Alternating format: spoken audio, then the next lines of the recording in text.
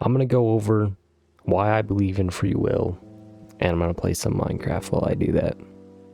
So there's three main camps when you're talking about free will. You have determinism, libertarianism, and you have compatibilism.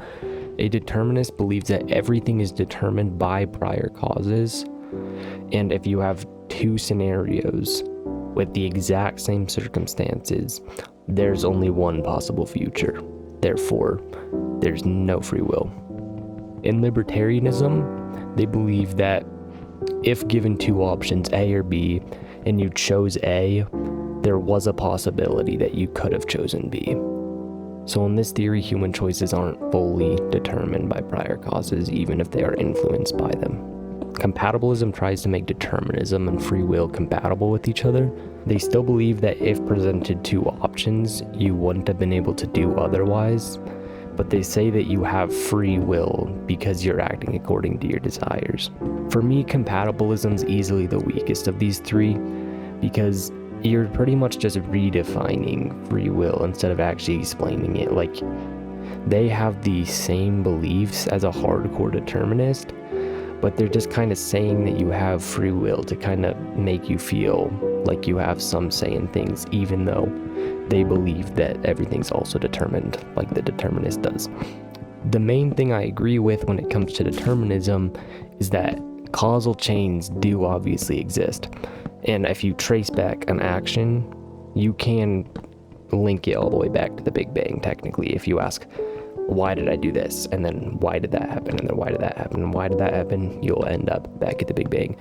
And that's where I agree with the determinist. Where I disagree, though, is that having a cause makes it determined.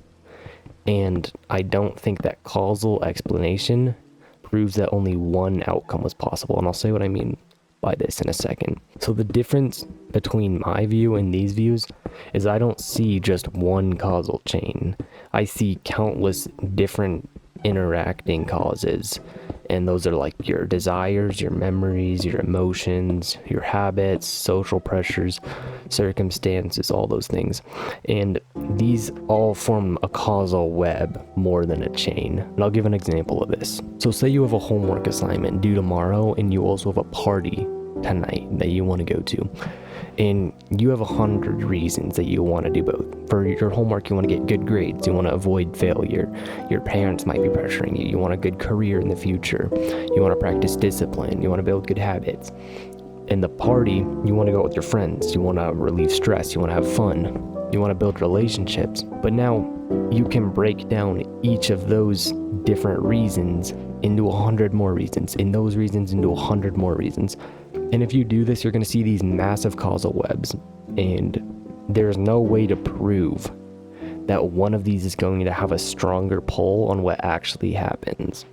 Therefore, these causal chains or webs are not evidence that only one option is possible. So the real debate here is if you choose option A, like doing your homework, for example, could you have chosen B, which is going to the party?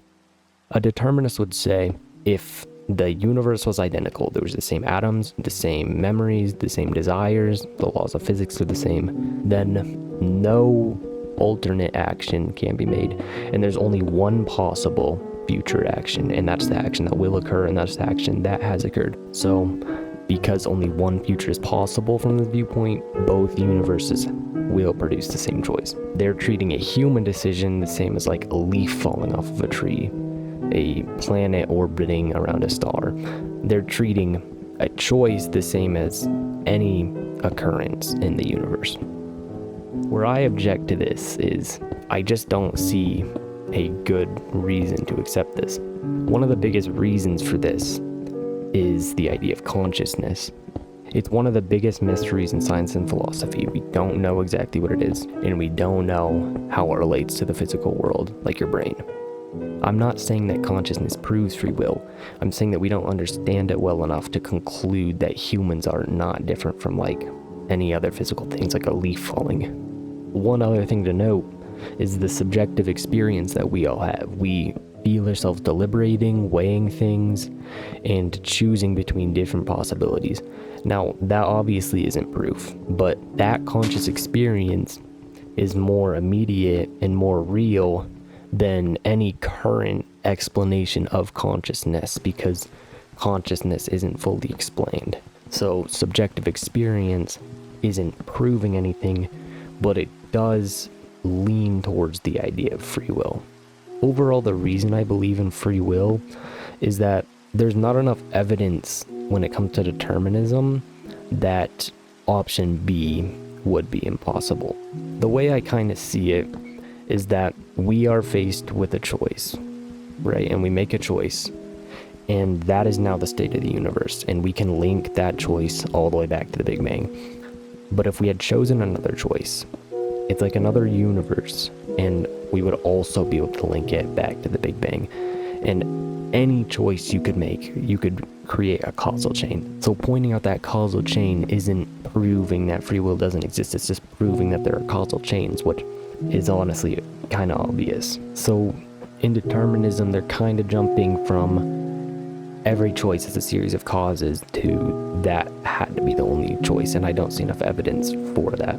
So all I really have to go on is my subjective experience there.